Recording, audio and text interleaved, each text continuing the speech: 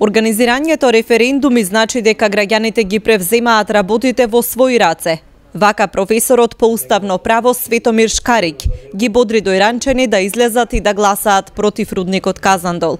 На синокешната трибина во Дојран Шкарик рече дека југоистокот ќе влезе во аналите на македонската историја затоа што покажал дека се буди граѓанската свест.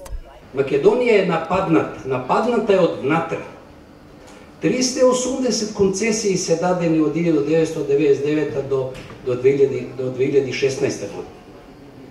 Значи тоа се 380 рудници, длабоко нафлегување, копање во земјата и повредување на незиното тело.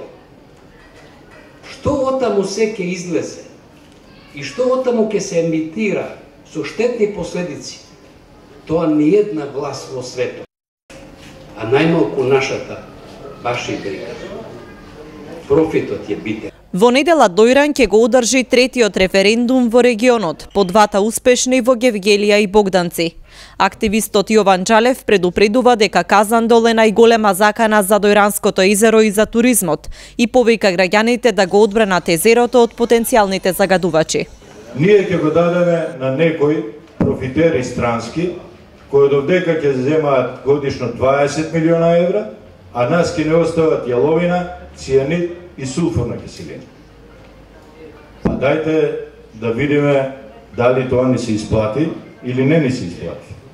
Предвиден е уште еден рудник во општина Дојран. Тој е на Беласица и го носи насловот Бајрамбос Башибос. Тој е уште поопасен. Тој е одман над Николич. Значи тие езера што они ги предвидува за да се стави таму јаловината и отровите, тоа ќе биде некоја брана која ќе биде некаде над Николич. Не дај Боже, има природни катастрофи. Знаете, овој регион е трустен. Има врнежи од дожд кој се ден, два, три. Таа брана, ако не дај Боже пукне, цела јаловина и отров ќе се излеат во Дојран. Денеска од политичката партија Дом предупредија дека се подготвува документација за изградба и отворање на нов рударски комплекс во југоистокот, Боров дол, кој се протега на површина меѓу Конче, Радовиш и Штип.